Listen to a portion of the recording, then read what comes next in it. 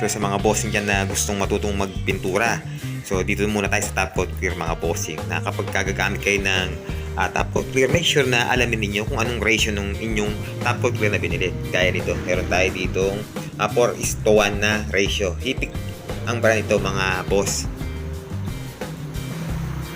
Bali kapag kabuo yung binili nyo ng top coat clear, is mababasa nyo naman pala dito sa may likod. So meron siyang naka-indicate dito na direction na susundan. Gaya ito yung A plus B.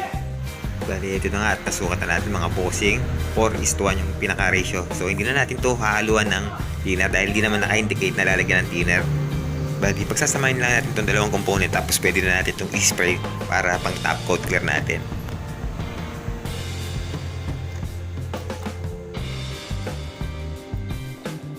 Bali itong sumunod na brand natin is meron tayo ditong K92. Bali ibang ratio nito, 3:1 naman ang pinaka-ratio nito mga boss. Bali itong K92 na to is kamukha lang din ng isa kanina na walang halong thinner. Hindi na natin ito lalagyan ng thinner dahil 3:1 lang yung nakalagay o naka-indicate sa kanyang ratio. Bali ganun lang din ang gagawin natin. Pagkahaluin lang natin itong kanyang pinaka-hardener, itong kanyang pinaka-catalyst doon sa pinaka-base clear. Pagkatapos pwede na natin siyang i-spray. So kung duda kayo is nandito yung kanyang direction, 3:1 lang ang kanyang ratio na naka-indicate dito.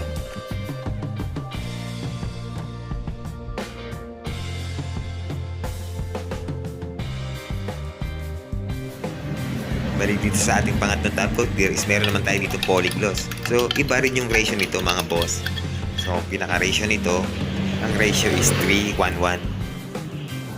So heto na ngayon mga bossing. 3 parts ng top coat clear, 1 part ng top coat catalyst. Ang pinaka-reduction niyan is yung 1 part mixed top coat na may clear tsaka catalyst.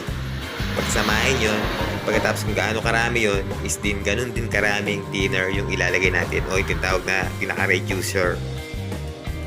Sa pag-spray naman ng top coat clear natin mga bossing, need natin na mag-interval ng 10 to 15 minutes na drying time bago tayo magpatong uli o mag-spray uli. Hindi natin yan pwedeng kapalan agad dahil pagka kumapal yan o napakapal natin, maaari yan manulo at matatagalan pa yung kanyang drying time pagka ganun. So may tendency rin yan na mag-wrinkles.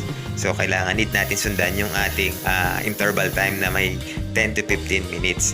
At triple coat yung maaaring gawin natin kapalan na ating top coat clear o yung pinakadami ng patong ng spray natin ng top coat clear.